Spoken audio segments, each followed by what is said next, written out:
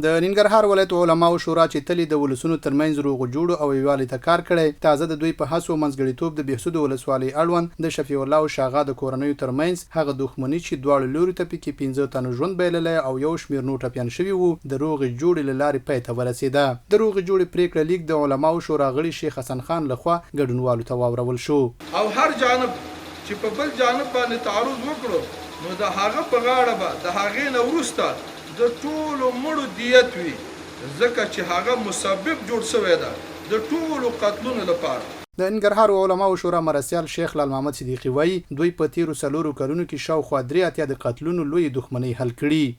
مخکې د امارت اسلامي د واکمنانو مخکې دوی د قضیه پیدا شوې وه، هلته صلح کړې وه.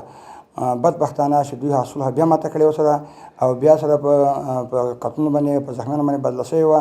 بالاخره دغه مسله موږ ته د نظامي محکمې د طریق نه موږ ته رامحول شوله او زموږ د ډېر جر و بحث او د مختلفو استلامونو ورکولو وروسته لله الحمد تاسو په خپل باندې ولیدله چې په پای ته ورسېده. نن د صلح سره 3 د قتلو مسایل موږ الحمدلله حل فصل کړي دي او د 3 مسایل ټول رسم منل دي.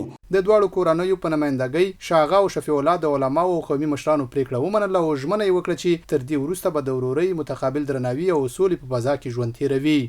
زمونږ د خپل تر زامنو سره چې کوم دښمني او جنجالونه راغلي وو، الحمدلله د علماو شورا د مولوي صاحبانو د ولایت مقام ټولو مشرانو په همکارۍ باندې حل فصل شوله او زمونږ هم پکې ورونه شهیدان شو، هغه هم زمونږ ورونه ول او زمونږ لاس په ښې ودان زمونږ خدا خو موږ خپل سګه ورونه ول.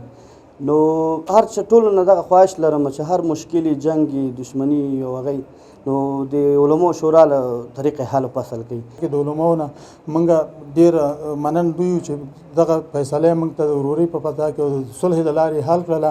موږ باینده کې نو د ورورۍ په فضا کې به ژوند سره کوو. د روغې جوړې په موخه جوړه شوې غونډه کې د ننګرهار ولایت مرستیال د بېلابېلو ادارو مسؤلینو، علماو، قومي مخورو او د دواړو کورنیو غړو ګډون کړی و. د غونډې ویناوالو له نورو خلکو هم وغوښتل چې د هر ډول شخړو او اختلافونو د حل لپاره د تاوتریخوالي پر ځای د سولې، زغم او روغې جوړې لاره خپله کړي څو په ټولنه کې د ورورولۍ فضا لا پیاوړې شي.